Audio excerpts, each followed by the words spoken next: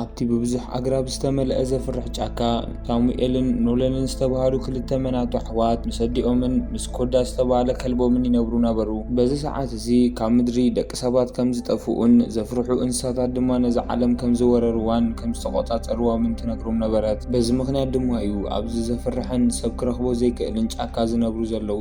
እዞም ዘፍርሑ ፍጥረታት ንከይመፅዎም ብምባል እውን ብጥንቃቄኦም ነቲ ሓፁሮም ዝሓፀርዎ መዓልታዊ ይፅልዩ ነበሩ።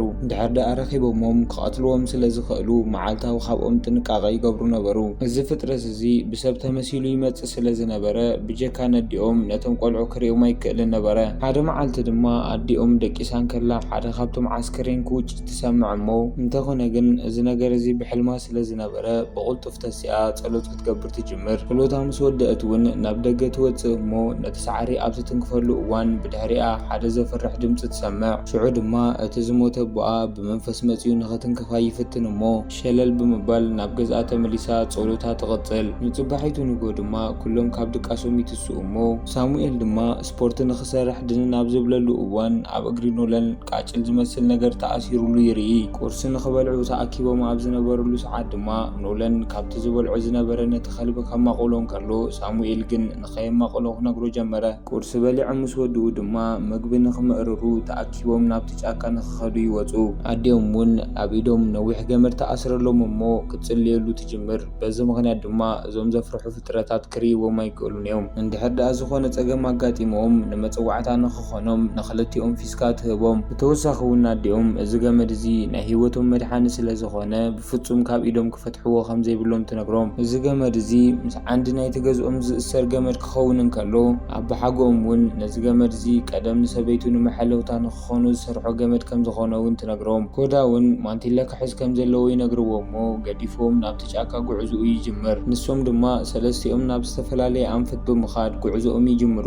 እዚ ዘፍርሕ ፍጥረት ድማ ነቲ ዝሞተ ኣቦኣ መሲሉ ንክሕዛ እንዳተኸታተለ እንከሎ ትርኢ። ብሃንደበት እውን ናይ ስድራ ቤታ ናይ ቀደም ስእሊ ኣብ መሬት ወዲቁ ትረክብ እሞ ኣልዒላ ኣብ ልዕሊ ገረብ ትሰቅሎ። ሳሙኤል ድማ ኣብ ልዕሊ ገረብ ምፅፁላይ ይርኢ እሞ ብማንቲ ገይሩ ይሃርማ። ዝረክቦም ዝነበረ ሓሳኹ ኮነ ካልኦት ፍጥረታት እውን ምስ ሂወቶም ክበልዖም ጀመረ።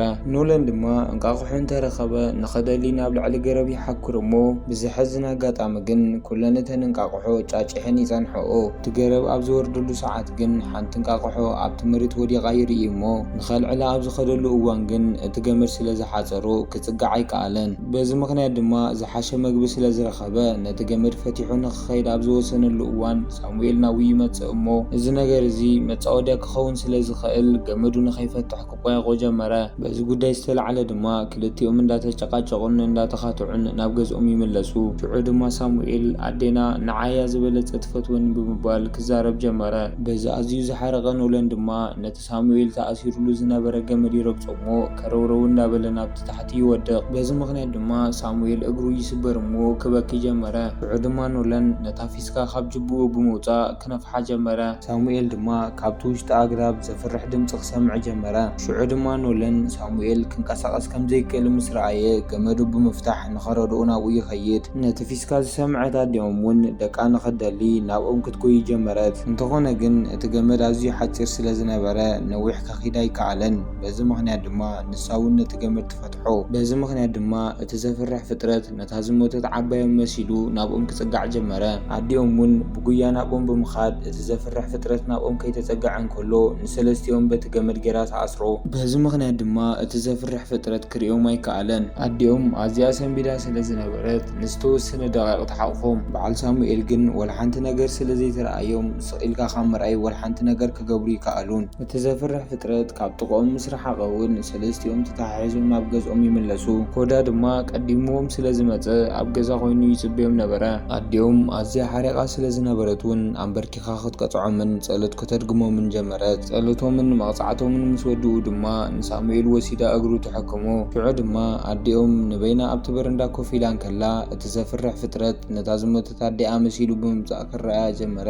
በታ ምሸት እቲኣ እውን ተኣኪቦም ድራር እንዳበልዑ እንከለዉ ኣዲኦም ሓደ ዛንታ ንክትነግሮም ትውስን። ሓደ መዓልቲ እዚ ዘፍርሕ ፍጥረት እግራ ኣብ ትሕቲ ገረብ ከም ዝተቐርቀረት ንእሽተይ ቆልዓ መሲሉ ይመፅእ እሞ መፂኣ ንኸተድሕና መዓልታዊ ትውጭጭ ነበረት። እንተኾነ ግን እቲ ዘፍርሕ ፍጥረት ምዃኑ ስለዝፈለጠት መዓልታዊ ንኣብያቱ ሸለል ትብሎ ነበረት። ድሕሪ ዝተወሰነ ዝተወሰነ መዓልታት ግን ጸሎታ ወዲያ ናብቲ ቦታ ኣብ ዝኸደትሉ እዋን ዓስከሬን ትረክብ። እዚ ነገር እዚ ንኽሕዝዋ ዝተገበረ መጻወድያ ከም ዝኾነ እውን ክትርዳእ ከኣለት። ነዚ ዛንታ እዚ ዝነገረቶም ምኽንያት ድማ እዚ ፍጥረት እዚ ካልእ ሰብ መሲሉ ክመጽእ ስለ ዝኽእል ብፍጹም ነቲ ገመድ ክፈትሕዎ ስለ ዘይብሎም እዩ። ሽዑ ድማ ኣዲኦም ናብ ሓደ ባዶ ሳንዱቕ ወሲዳ ተዓጽዎም። ነዚ ነገር እዚ ዝገበረትሉ ምኽንያት ድማ ኣእምሮኦም ንኸጽርዩን ጸልማት ንኸይፈርሑን ብምባል እዩ። ነፍሲ ወከፎም ንሓደ ሰዓት ዝኣክል ኣብዚ ሳንዱቕ ክጸንሑን ከለዉ ምስ ወጹ ድማ ዘጋጠሞም ኮነ ዝሓሰብዎ ንስድራ ቤቶም ክነግርዎም ኣለዎም። ንኽድቅሱ ኣብ ዝዳለውሉ እዋን ድማ ኖለን ሳሙኤል እግሩ ተፈቲሑን ከሎ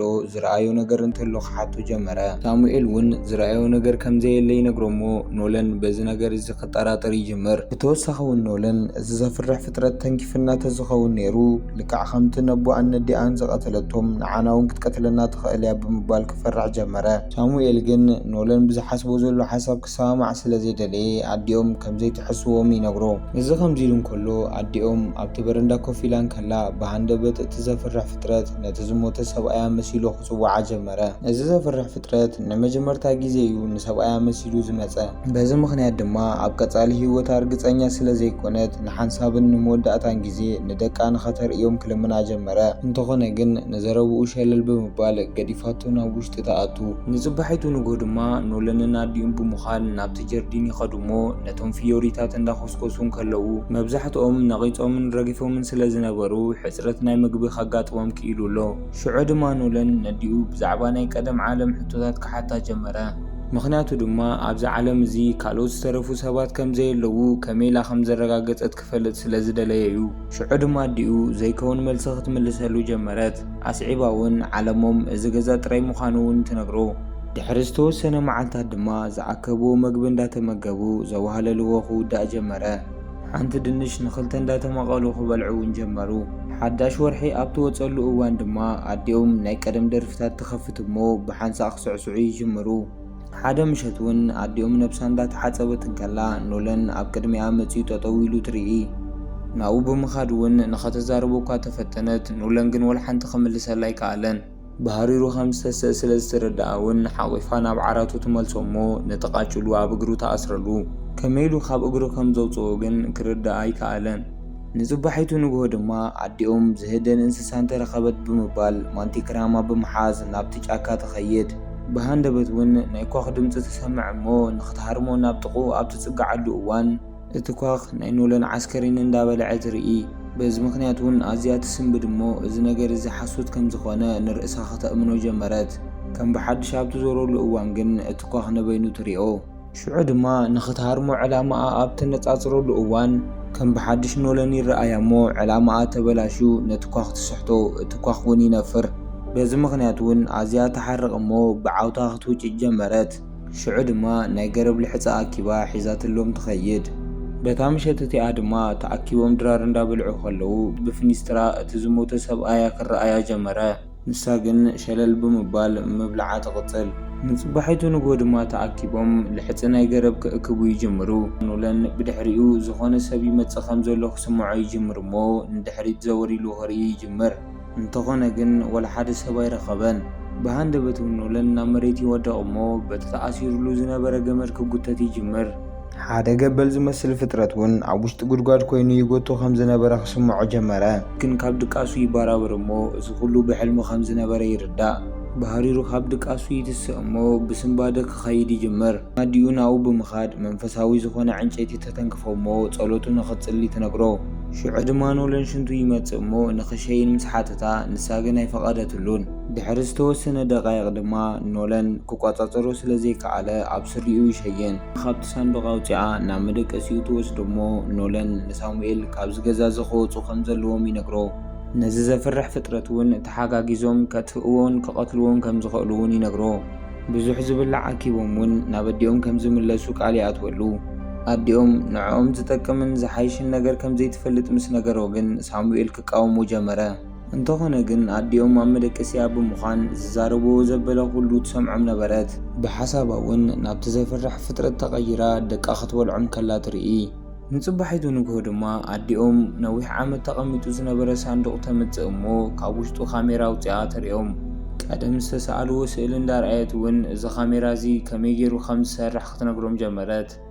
እዛ ካሜራ ሓንቲ ስእሊ ተሪፋቶ ስለ ዝነበረት ድማ ፍሉይ ኣጋጣሚ ክረኽቡ ከለዉ ንኽስእሉላ ኣቐሚጣቶ ከም ዝነበረት እውን ትነግሮም። ሽዑ ድማ ብሃንደበት ሓደ ዘሰንብር ዜና ትነግሮም። ብሂወት ክጸንሑ እንድሕር ዳ ደልዮም እውን ንኮዳ ክበልዕዎ ከም ዘለዎም ትነግሮም። ምክንያቱ ኮዳ እንዳኣረገ ይመጽእ ስለ ዘሎ ንኽሃድን እውን ዓቕሚ ስለ ዘይብሉ ንሶም ድማ ንባዕሎም ከይበልዑ ንኮዳ ንኽቐልዎ ዓቕሚ ስለ ዘይብሎም በዚ ምክንያት ድማ ኖለን ክበኪን ክቃወምን ጀመረ። ኣዲኦም እዚ ነገር እዚ ፍትሓዊ ንኽኸውን ሳሙኤል ሓሳቡ ንኽህብ ተሓቶሞ ሳሙኤል እውን ንኮዳ ንኽበልዕዎ ይሰማማዕ። ኖለን ድማ ብጉያ ናብ ኮዳ ብምኻድ ክሓቕፎ ጀመረ። ሽዑ ድማ ካብ ሕቕፉ ብምውሳድ ንኮዳ ናብቲ ናይ ጀርዲኖም ክፍሊ ሒዛቶ ትኸይድ። ንዝገበረሎም ኩሉ እንዳመስገነት እውን ክትበኪ ጀመረት። ንኽትቀትሎ ኣብ ትዳለወሉ እዋን ግን ኖለን ብድሕሪኣ ይመጽእ እሞ እዚ ነገር እዚ ሓቂ ይኮነን ብምባል ነቲ ተኣሲራትሉ ዝነበረ ገመድ ይቆርጾ። ሽዑ ድማ ንበይና ኣብቲ ክፍሊ ይዓጽዋ። በዛ ኣዝያ ስለ ዝሰንበደት እውን ነቲ መስትያት ክትሰብሮ ጀመረት። ብሃንደበት እውን ሳሙኤል ይመጽእ እሞ ምስ ኖለን ክበኣስ ይጅምር።